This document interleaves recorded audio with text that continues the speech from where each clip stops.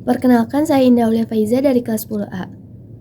Nah, sejarah Kerajaan Kediri bermula sekitar abad ke-12 atau sekitar pada tahun 1019 Masehi. Kerajaan ini merupakan bagian dari Kerajaan Mataram kuno. Kerajaan Kediri adalah kerajaan yang bercorak Hindu yang berpusat di Danapura atau tepatnya di Kediri, Jawa Timur. Bermula dari pemerintahan Raja Erlangga untuk membagi kerajaan menjadi dua bagian, yaitu pada tahun 1041 Masehi. Wilayah kerajaan Raja Erlangga dikenal sebagai Kahuripan, dan pembagian kerajaan tersebut dilakukan oleh Brahmana Sakti bernama Empu Barada. Kedua kerajaan tersebut dikenal sebagai kerajaan Jenggala atau yang biasa dikenal dengan sebutan Kahuripan, dan Panjalu yang biasa dikenal dengan Kediri. Dalam menghindari bentrokan antar kedua anaknya, Raja Erlangga di tahun 1041 membagi kerajaannya menjadi dua. Masing-masing namanya adalah Kerajaan Jenggala atau Kahuripan dan Panjalu atau Kediri itu sendiri. Nah, dalam memberi pembatas, kedua kerajaan ini dibatasi oleh sebuah gunung, yaitu Gunung Kawi dan Sungai Berantas yang berada di Jawa Timur. Sri Samarawijaya, yaitu anak dari Raja Erlangga, mendapatkan kesempatan memimpin kerajaan yang berada di wilayah barat, atau dalam hal ini Kerajaan Panjalu. Sementara Mapanji berada di wilayah timur memimpin Kerajaan Jenggala yang pusat kerajaannya berada di Kahuripan.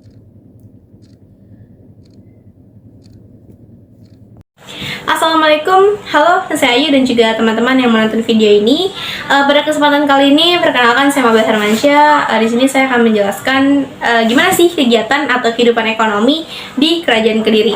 Jadi, menurut berita-berita Cina yang didapatkan, yaitu salah satunya ini adalah kitab Ling Wai Taita yang disusun oleh Choi Ku Fei pada tahun 1178 Masehi. Nah, di sana nih dijelaskan kehidupan perekonomian Kerajaan Kediri ini ternyata bergantung pada dua sektor, yaitu yang pertama sektor pertanian dan juga sektor perdagangan.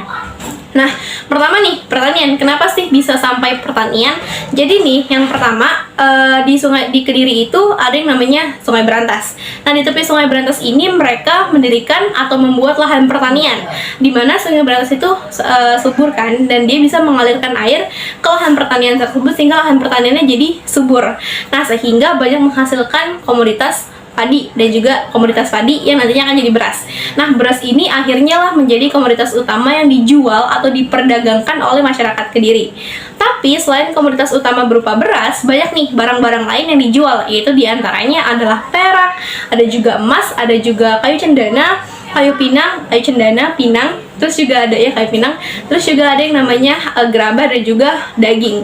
Nah, tapi kenapa sih perdagangan ini juga sebagai salah satu faktor yang mendukung majunya perekonomian Kediri?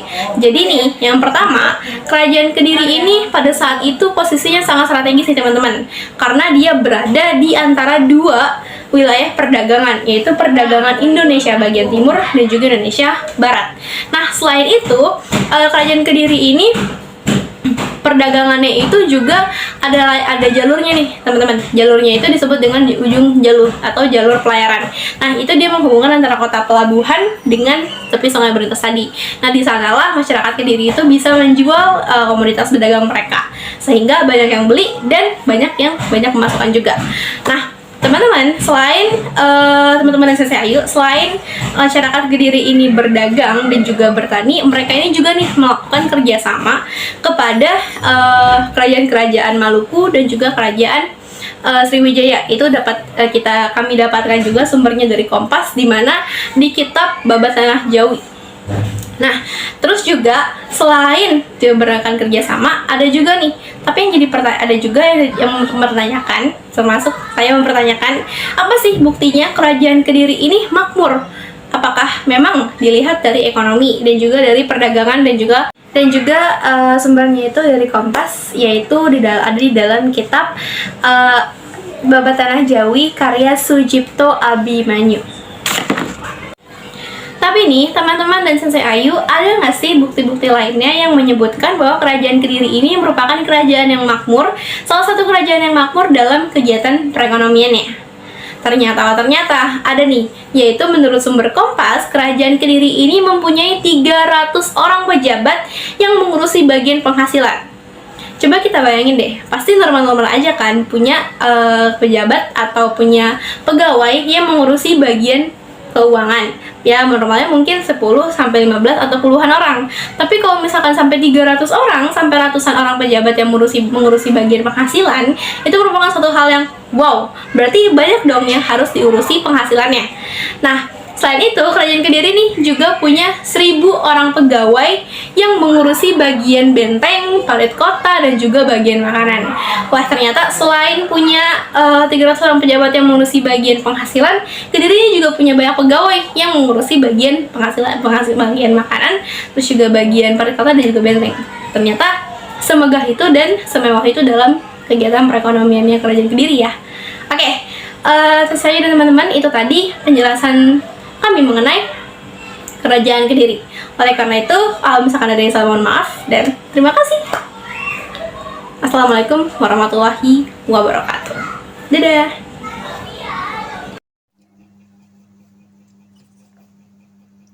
Kehidupan politik dan pemerintahan Kerajaan Kediri.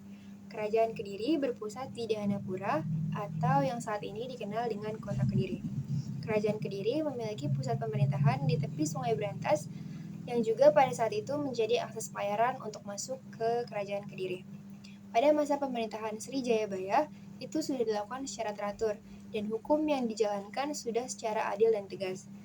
Dengan masa berdirinya yang tergolong singkat, yaitu nggak sampai 2 abad, nggak banyak perubahan-perubahan yang terjadi di Kerajaan Kediri ini. Hal tersebut dibuktikan dengan ditemukannya prasasti-prasasti kerajaan yang menyebutkan jabatan-jabatan yang sudah ada pada periode atau masa-masa sebelumnya.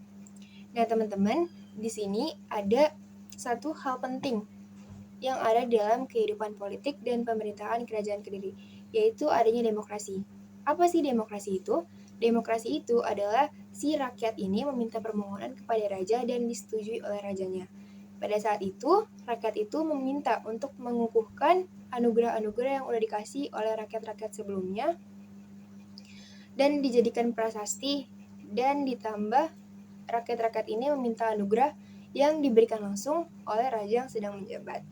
Nah, pada saat itu biasanya rakyat-rakyat yang meminta demokrasi ini atau yang meminta anugerah ini adalah rakyat-rakyat yang memiliki jasa penting bagi pemerintahan. Seperti itu. Halo, nama saya Igustewi Devi Maharani, saya dari kelas 10A dan saya di sini akan menjelaskan tentang masa kejayaan Kerajaan Kediri. Nah, jadi masa kejayaan Kerajaan Kediri itu bergelar pada saat Sri Samarawijaya dirinya memimpin Kerajaan Kediri selama 9 tahun.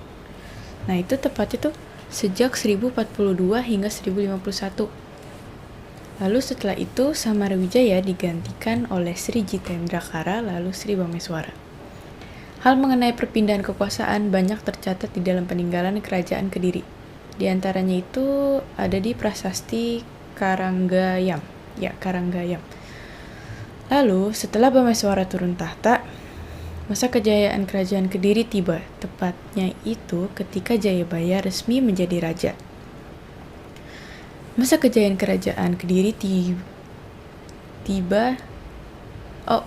masa kejayaan Kerajaan Kediri ditandai dengan keberhasilan Jayabaya dalam menaklukkan Janggala. Ia berhasil menyatukan kembali Kediri dengan pecahannya yang dahulu kala dibagi oleh Airlangga.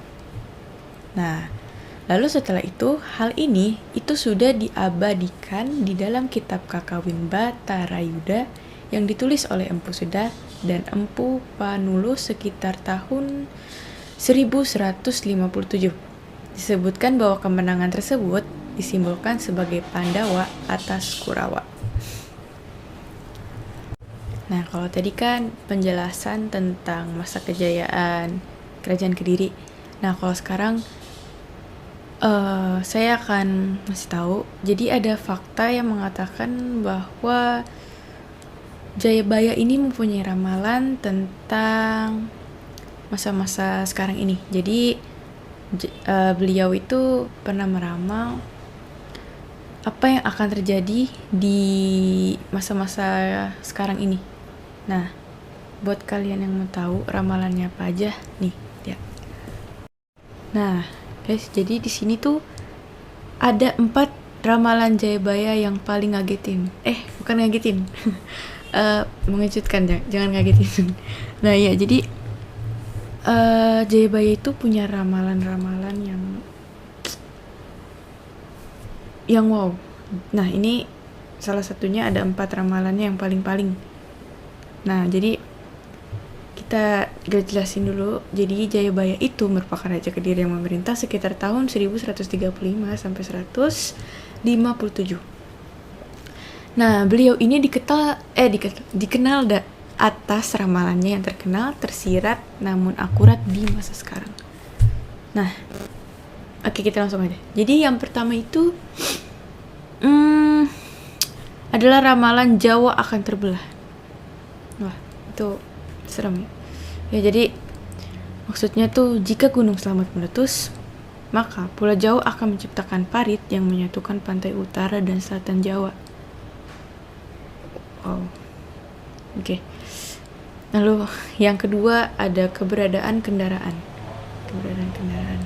Oke, jadi maksud beliau di sini itu Jayabaya menyebutkan akan ada kereta berjalan tanpa kuda atau mobil kereta api. Oh, ya. Jadi yang Jayabaya maksud tuh, jadi masa-masa sekarang ini tuh ada kereta yang berjalan tanpa kuda. Ya emang benar sih, ya kan. Kayak kereta, mobil kan sekarang jalannya pakai roda, ya kan. Terus kereta nggak pakai kuda kan, pakai tenaga. Ya, tenaga. Ya, terus maksudnya bukan tenaga hewan. Nah, terus di sini ada tanah Jawa berkalung besi atau rel kereta api. Oh, jadi di tanah tuh ada besi, ya. Ya, benar-benar. Terus yang terakhir itu maksudnya ada perahu terbang di atas angkasa atau pesawat terbang. Nah, ya, make sense. Oke, lanjut. Yang ketiga di sini ada bencana alam. Jayabaya mengatakan banyak kejadian dan peristiwa alam maupun dalam kehidupan masyarakat manusia yang luar biasa. Ya, ini lumayan terbukti sih. Parah ini. Kalau ini terbuktinya emang kayak, soalnya kalau saya itu hampir dapat notifikasi Twitter itu tentang gempa yang tiap hari terjadi, ya. Ya, itu lumayan menakutkan sih, karena memang tiap hari dapat notif dari Twitter tuh ya gempa. Jadi kayak benar juga sih, tiap hari jadinya tuh banyak bencana alam gitu. Ya udah, nggak apa, yang penting kita tetap stay safe. Nah, lalu yang terakhir di sini itu ada perilaku menyimpang umat manusia. Jayabaya mengatakan akan banyak perawan tua, janda hamil tanpa suami, hamil di luar nikah. Lalu agama banyak ditentang, rasa kemanusiaan makin hilang, laki-laki merendahkan derajatnya sendiri, dan bumi semakin menyusut atau dunia semakin tak ada batasan ruang. Dan waktu berkat teknologi modern seperti transportasi atau dan komunikasi. Oh, perilaku menyimpang umat manusia. Ya, udah banyak sih bukti-buktinya. Oke. Jadi sekian informasi yang dapat saya sampaikan dan juga penjelasan yang saya sampaikan tentang masa kejayaan Kerajaan Kediri, dan juga satu informasi tentang ramalan Jayabaya.